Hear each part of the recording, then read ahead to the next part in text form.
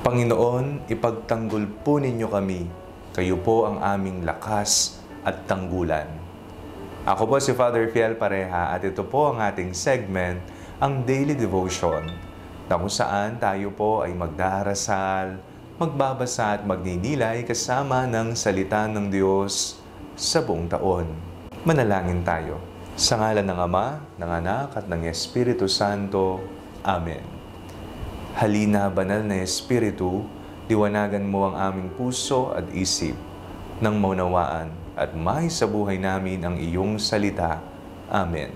Our Bible passage for today is from the book of Psalms chapter 31, verses 1 to 5, and I read it for you. In you, O Lord, I seek refuge. Do not let me ever be put to shame.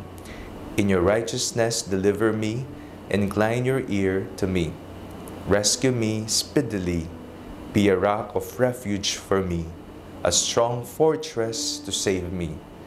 You are indeed my rock and my fortress. For your name's sake, lead me and guide me. Take me out of the net that is hidden for me, for you are my refuge. Into your hand I commit my spirit. You have redeemed me, O Lord, faithful God.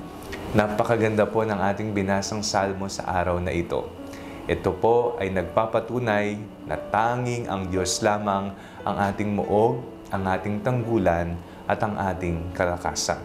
Naranasan niyo na po ba yung wala po kayong matakbuhan, matindi ang iyong pangangailangan? Ito man po yung mga material na bagay, tulad halimbawa, paghahanap ng pinansyal na pangangailangan, pagkain, o kaya naman papatulong ka sa mga taong alam mong may kaya sa buhay. May mga karanasan din po tayong wala tayong kakampi. Parang tayo lamang ang lumalaban sa buhay. Pero sa katotohanan, nariyan po ang Panginoon. Siya ang nagbibigay ng lahat ng biyayang ating kinakailangan. Minsan sa ating karanasan, nagugulat na lamang tayo. May mga taong nagiging instrumento para tayo ay magkaroon ng isang buhay na may pagkain, na may pinansyal, na may masisilungan, na may malalapitan. Sila'y mga ipinadala ng Diyos, mga instrumento ng pagpapala. Tayo ay hinihikayat na palalimin po natin ang ating relasyon sa ating tanggulan, sa ating bato na masasandalan, sa ating kalakasan. Ang mundo ay magbibigay sa atin ng iba't ibang uri ng pag-iyak, kalungkutan, pagsubok sa buhay. Pero wag din po natin kakalimutan na ang Diyos ay magbibigay sa atin ng kalakasan at ng kapayapaan. Sana po ito po yung maging konsolasyon at kapayapaan sa puso't isipan natin sa araw na ito, na mayroon po tayong Panginoon na nakahandang tumulong sa atin sa mga panahon na tayo ay may pangangailangan. Manalig po tayo sa Kanya. Manalangin tayo.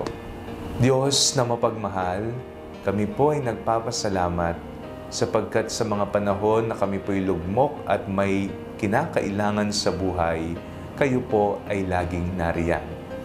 Kayo po ang aming lakas at tanggulan, kayo po ang aming tinatakbuhan.